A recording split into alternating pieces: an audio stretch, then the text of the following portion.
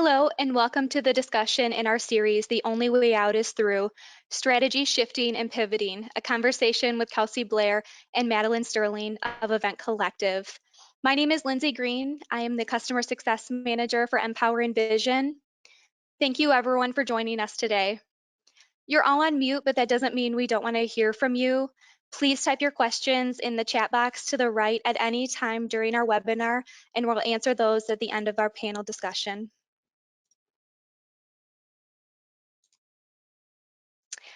You'll see me on the slide, as well as Brittany Ray, our digital marketing specialist here at MPOWR.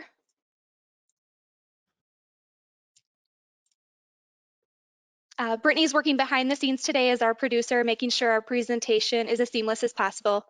Today, we thought you could benefit by hearing a story from one of our customers, Event Collective, out of Austin, Texas.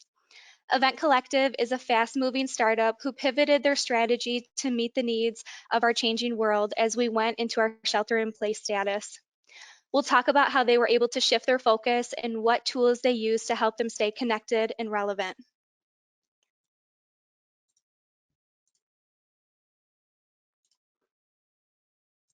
I'd like to introduce Kelsay Blair, Chief Financial Officer, and Madeline Sterling, Business Development Analyst for Event Collective. Good afternoon.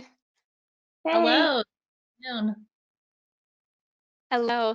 Kelsay, how are you? How are you holding up through this current state of uncertainty? I'm doing good. You know, I'm a homebody, so I actually really enjoy being home a little bit more. But you know, it's still weird not being able to go out and see my family, my friends. But you know, some of my family lives with me, so I haven't been as lonely. I've been very fortunate that way. But yeah, holding up. I understand the homebody. We're quite homebodies ourselves here. So, and Madeline, how are you? How are you doing? And what has changed in your world that you find yourself adapting to? I've been good. It has been kind of some crazy changes over here. I actually just came back from maternity leave during this whole COVID thing. So I have a 4-month-old that I'm taking care of as well as working full time. So it's been kind of crazy, but I'm just thankful to have that extra time with her as well. So Yeah, certainly. Thank you. All right. Thank you both.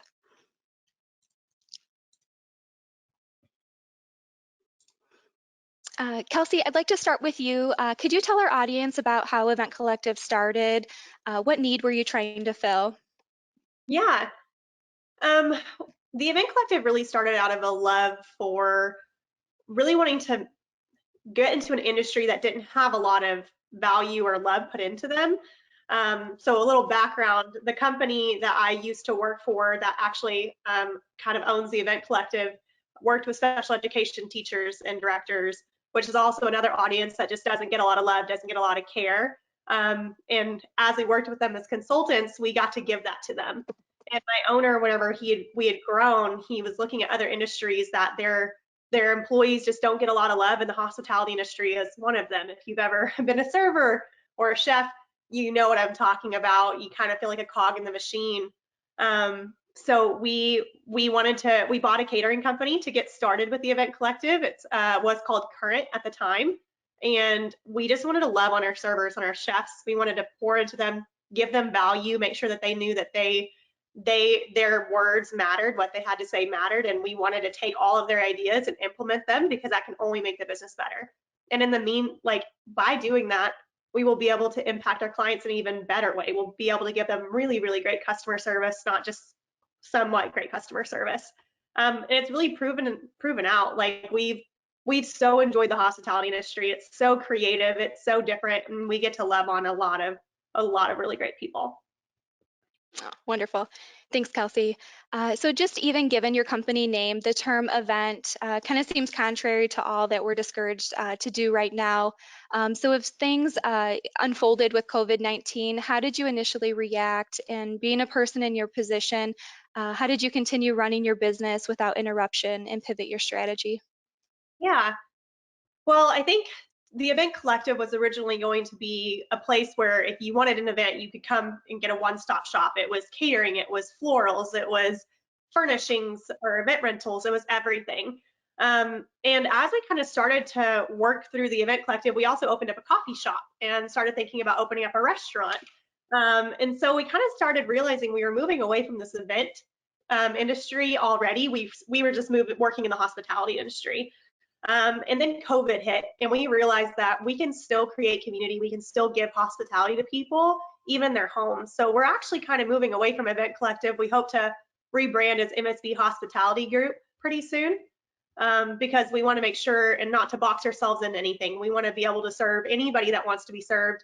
It doesn't just have to be an event, whether it's a restaurant or drop-off catering. That's what we want to be able to do. So that's kind of to answer your first part of your question. The second part is we just thought about how can we serve these people right now? Everybody's afraid. We also have the shelter-in-place order. People can't leave their house, but we want to still be able to bring some community, maybe a little bit of light to them. So we offered pickups, we offered deliveries. We started using our operations guys who usually are there unloading stuff at the events. They became delivery drivers. We all just kind of shifted where we could to make sure that we can still serve people in their homes. We even started grocery boxes because Cisco, all the grocery stores were running out of food, and Cisco, our purveyor, wasn't. So we started doing really cheap grocery boxes. Yeah, we just, any way that we could serve our clients, we did. Yeah, truly, just like the title of our series, the only way out is through. You just are figuring it out and making things work. And I think it just really builds your camaraderie too, internally with your team. Just showing that everyone can be flexible and still work together. Um, so Kelsay, every company, even those whose goods and services are still in demand, like Event Collective, have to examine its liquidity position. They need to know how to cover near-term operating expenses and obligations, making payroll, paying short-term debts. This is a real concern, even in the best managed companies. Budgets may suddenly be blown, and recently approved financial plans may have to be redrawn. So as Event Collective CFO, what advice can you offer small to medium-sized startups who are very worried about their financial future? Yeah. Well, again, you got to shift where you can. Whenever we did go into our coffee shop, most of our baristas unfortunately had to have their hours cut in order to make payroll, actually accessible. However, we did offer them extra hours delivering with our catering company. But it's just some harder decisions have to be made. But we also did go through I can't remember what the act is called, but the president released different loans for small businesses, and we actually qualified for those. So we kind of just anything that we could to help keep us afloat during the meantime, we did. We also we launched a delivery pizza company during the middle of all this to try to keep on. We again, some baristas went delivered pizzas, and we have amazing chefs that studied in Italy for 10 years, and we happen to have a pizza oven in our catering kitchen. So we just, again, found really creative ways to keep as many people, with work as we possibly could have. And we look to the future to see okay, well, we saw these projects coming up. Where can we place people within these projects to expedite them? Because at some point, people will leave their homes, and we will have these businesses that still need to keep running. But we did definitely go towards a loan in the meantime because we just had. Right. Yeah. Thanks, Kelsay. So Madeline, I'd like to get your perspective from a business development standpoint. Companies like yours and those who have joined us today are in the service and hospitality industry. Most are assessing their business model in both the short and long term. When thinking long term, how concerned are you when the market swiftly rebounds, and how do you plan to position Event Collective? I think from a strategy point of view, it's so important to just kind of lay out these strategies and have them in front of you and kind of have them open-handed as well, just because you never know what the market's going to throw at you, and it's just constantly changing. And so I think the most important thing is to just lay it out and then also be open to moving parts around and moving people around, just because you, like I said, you just don't know what is going to happen. And I think also just making sure that all your teams are in alignment and constantly communicating. Especially, we've had to really do a lot of Zoom meetings and just making sure we're keeping track of everything we're doing in marketing and as well as in sales, making sure we're not obviously spending too much in certain areas because everything is tight right now. So just making sure everyone's in alignment and able to communicate as the strategies change. I think that's the most important thing. You could plan and plan and plan, but if things change, you just have to be able to pivot really quickly. So I think that's the most important thing, just communication. Great.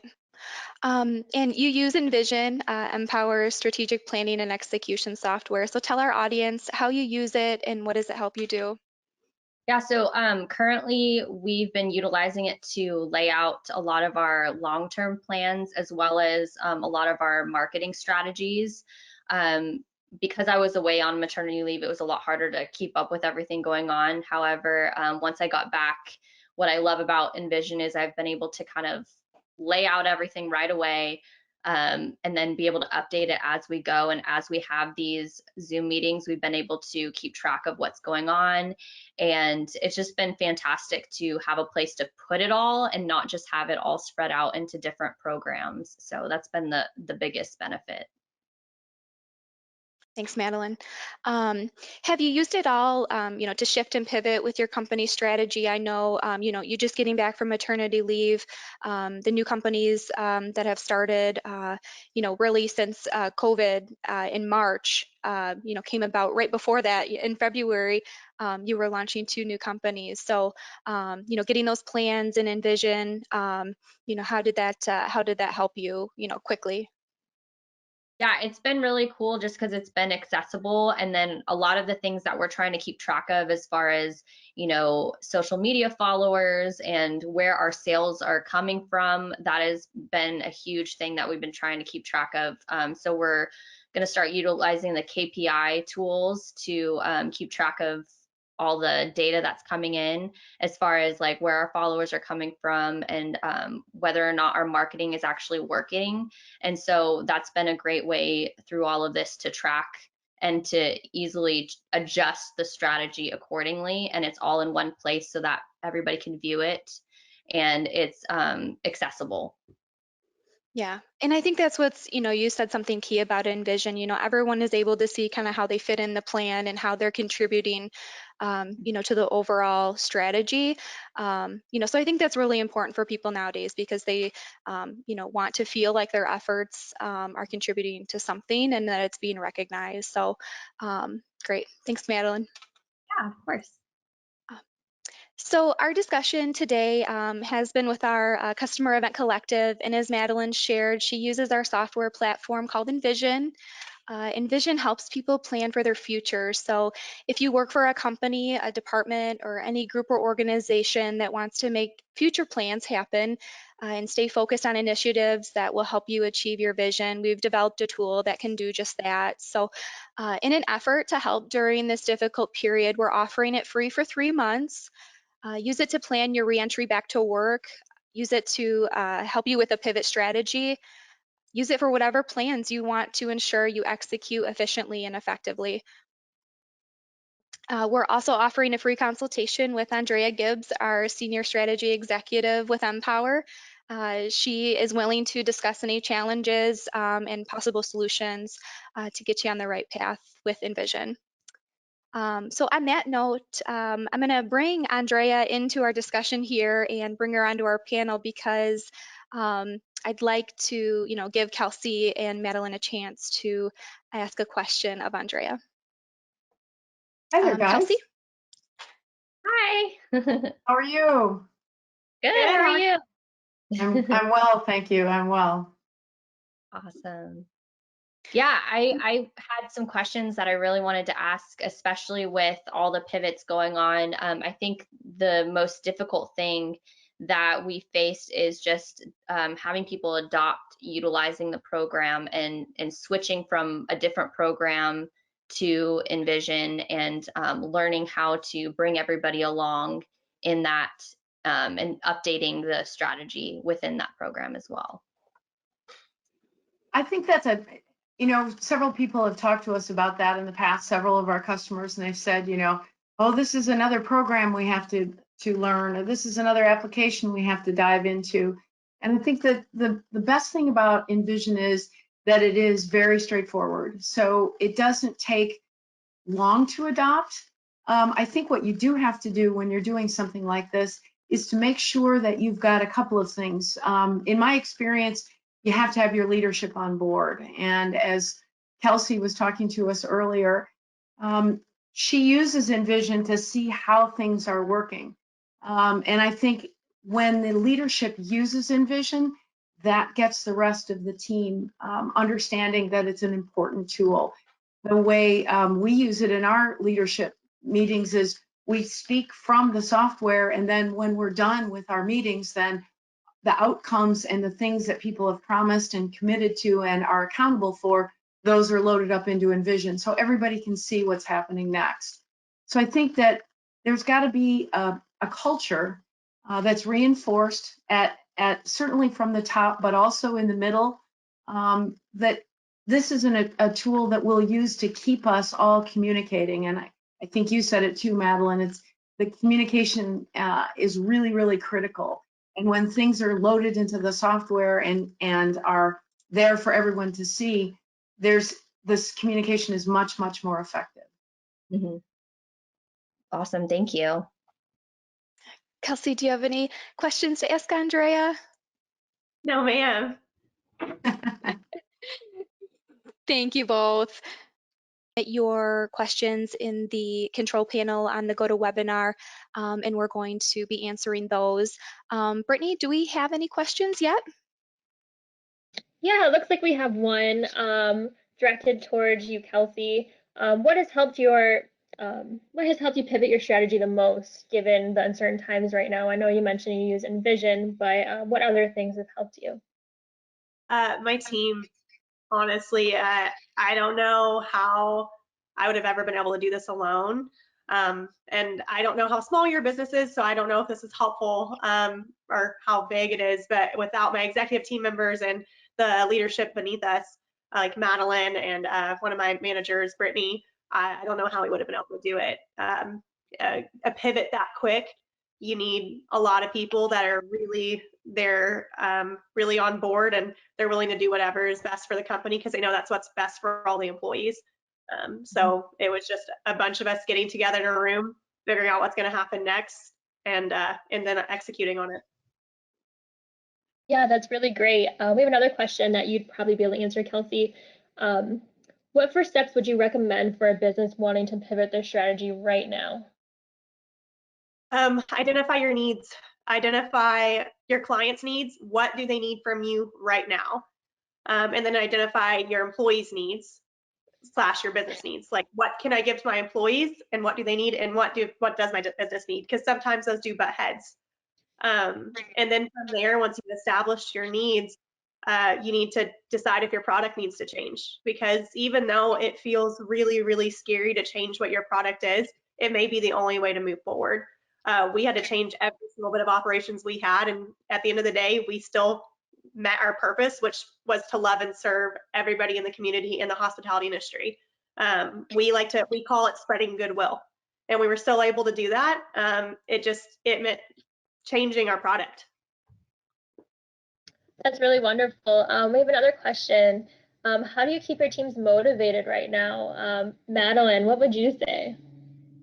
I would say just constantly being in front of each other through Zoom meetings. We've done a few happy hours. We've done some awesome things just to keep the morale up and just believing that, this is just a season. It's going to get better. And then as soon as, all of these restrictions are lifted, we'll be able to come together and figure out what the next steps will be. So just constantly being in front of your team and communicating and helping them know that they're not alone, and just finding out how we can help each other to continue to go towards the same purpose.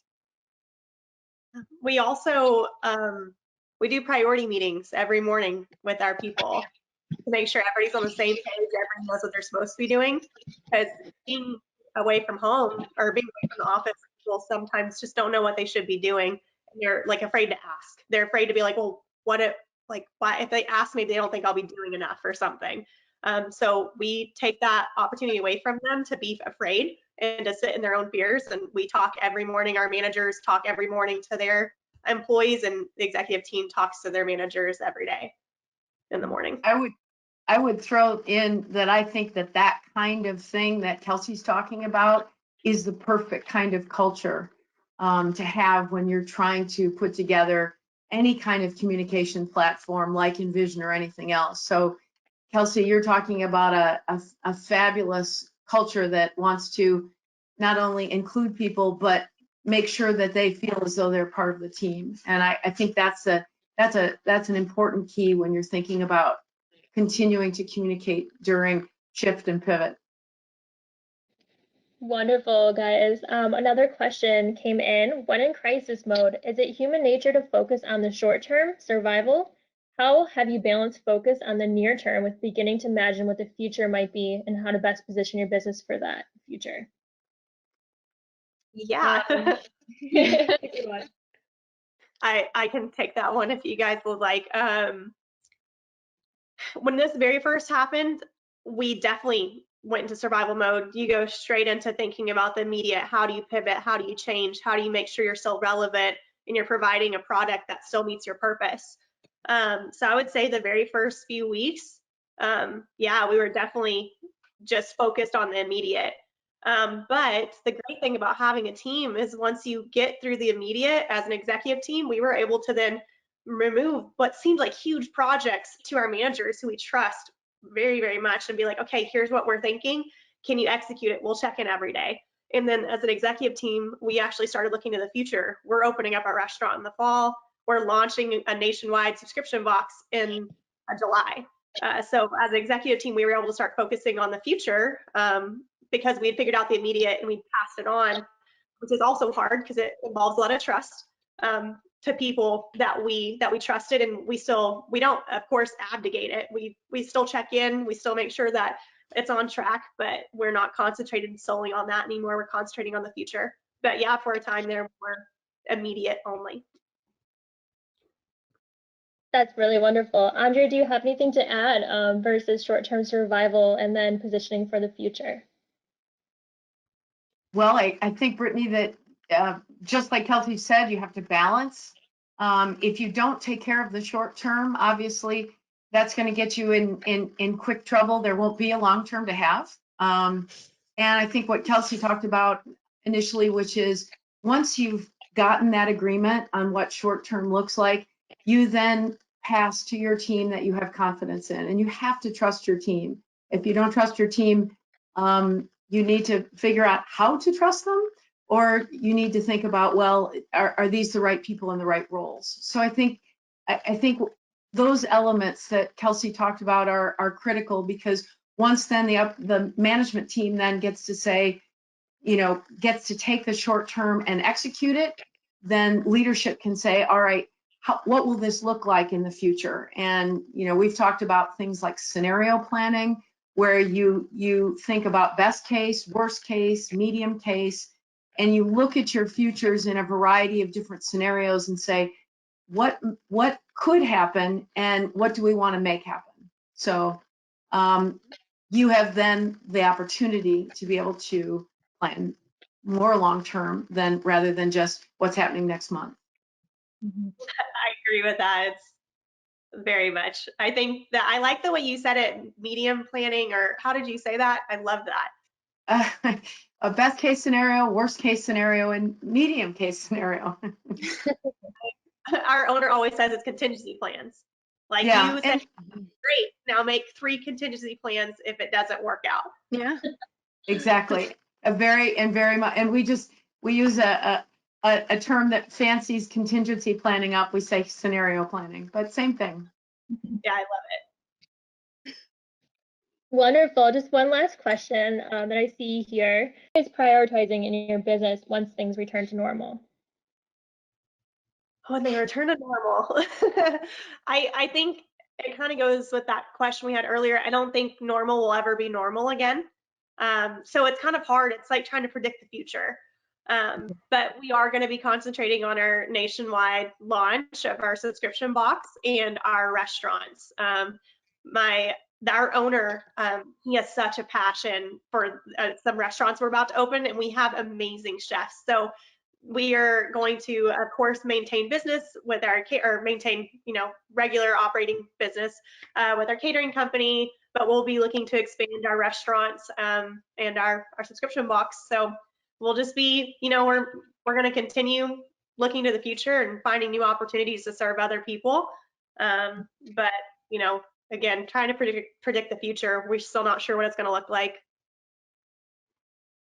Yeah, like she said, I don't think it is going to be normal like we were used to. And the thing is, I feel like we're always shifting, we're always changing our strategies. It's never really the same. So we don't like to get used to normal, like, because the next week it might be completely different sometimes. And we just are constantly in communication, trying to shift whatever we need to be able to look to the future. So there isn't really a specific normal that we're used to at this point in time. I think it's just we're used to the ever changing and just embrace that and just figure out ways to stay in alignment with the rest of our team. Yeah, I agree. We have one of our guiding principles, which is like a core value, is called readily adapt, because in the workforce, in the hospitality industry, there's tons of restaurants, there's tons of catering companies. It's a saturated market. So the only way to move forward and stay relevant is to adapt all the time. So like Madeline said, we're kind of used to not really having a strategy that we sit on for a while. We immediately adapt if we see anything. So we'll continue to do that. It's hard to get used to be able to readily adapt, but it ends up being very beneficial long run. We used to call it organic strategy, which basically means it's always growing, it's always changing, it's always shifting. Strategy can't be what do you call it? It's not a stone tablet with chisels. It's very much a changing, moving, growing position that you have to look at and say, how can we change? How can we shift? What will be the new thing that we'll do, what will be the new need that our customers will have that we'll meet? So I think that's a really healthy way to look at it. Yeah. Wonderful. It looks like that's all the questions there are for today. All right. Thanks, Brittany, and thank you, ladies. So to Kelsay and Madeline, thank you for being so willing and eager to speak with us today about how you pivoted in the most challenging of times. So to our audience, to learn more about current events, Coffee and Crisp, Phantasma Kitchen, and Hipsters, we've linked the websites for you. So thanks, Kelsay and Madeline. Thank you, guys. Thank you so much for having us. Yeah, absolutely. Thank you. And to our audience today, thank you for joining us and for your questions. So this is the third of our May series on The Only Way Out is Through. Our final session is next week on Tuesday. We'll talk with our CEO, Peter Provenzano, from our parent company, SupplyCorps. He's going to share with us how SupplyCorps moved quickly to respond to the state of Illinois needs for PPE, personal protective equipment. And we'll find out what SupplyCorps did to make things happen and what might be possible to keep as a permanent change moving forward. Tonight, you'll receive an email with a registration link for next week and the recording from today in case you want to share it with your colleagues. So I'll leave you with this today. You can't lead from behind your desk. You've got to get out in front, be visible for your customers as well as your employees. Especially during a crisis, you've got to be calm and confident. You've got to always tell the truth, and you've got to be willing to face a crisis, not shy away from it, embrace it. So have a good rest of your day and stay healthy and positive. Goodbye. Thanks, Lindsay. Bye-bye. Thank you so much. Thank you.